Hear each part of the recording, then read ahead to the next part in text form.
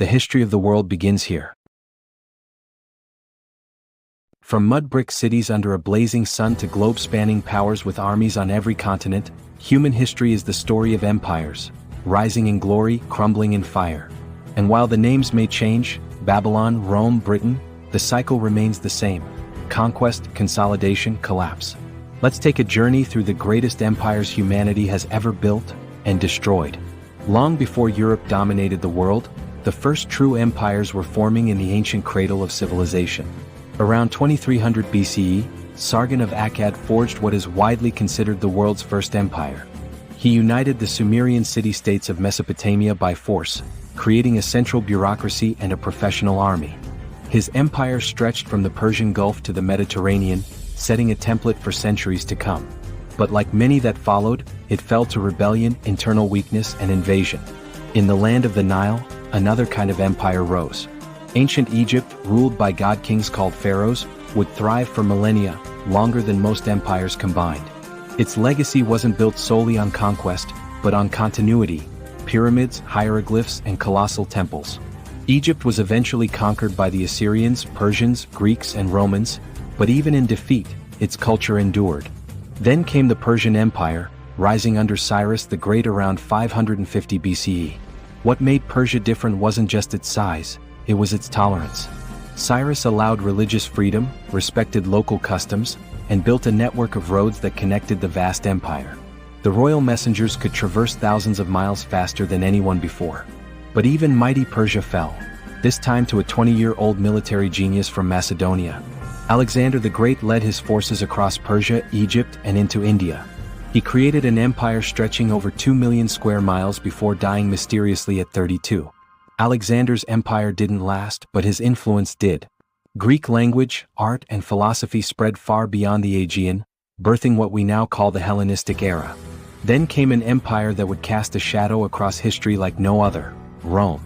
Born from a republic, Rome grew from a city-state into a juggernaut, dominating Europe, North Africa, and the Middle East. With legions of disciplined soldiers, engineering marvels like aqueducts, and legal systems still studied today, Rome seemed eternal.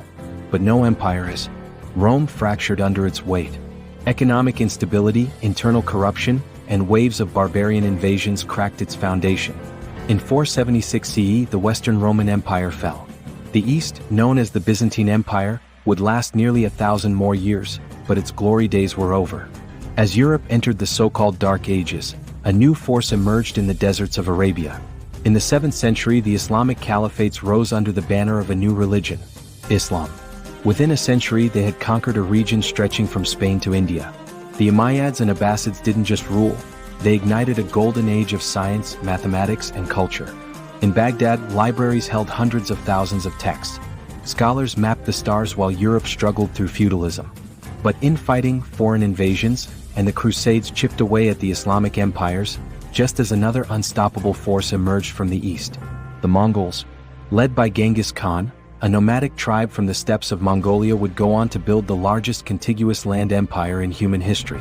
By the 13th century, Mongol horsemen had conquered China, Russia, Persia, and the Middle East. Their tactics were brutal, but their administration was surprisingly advanced. Trade boomed under the Pax Mongolica. Yet the Mongol Empire fractured after Genghis' death, split among his descendants, torn by civil war. While the Mongols burned cities, China itself saw the rise and fall of powerful dynasties.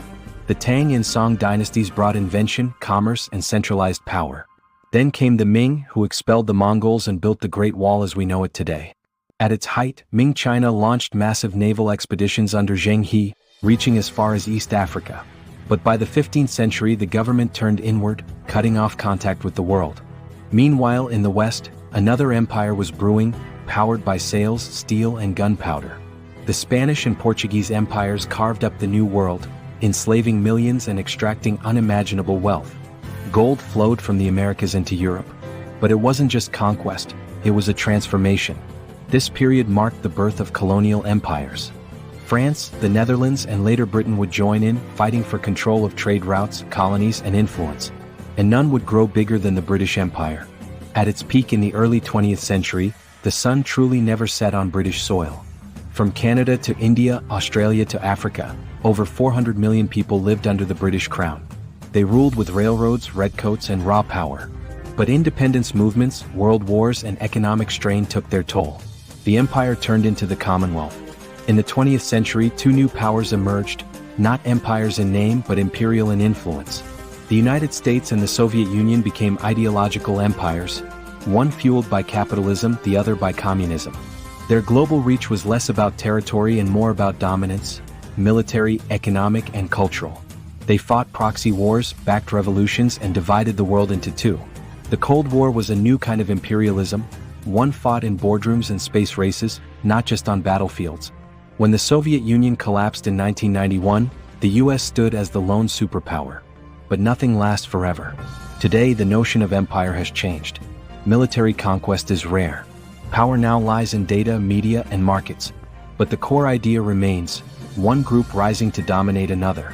China's Belt and Road Initiative, Russia's expansionist policies, and America's global military presence echo the ambitions of ancient Rome, of the British East India Company, of Genghis Khan himself. Empires may fall, but empire, the desire to rule beyond one's borders, never really dies. It adapts, it evolves, it survives, and as history shows us, it always comes back.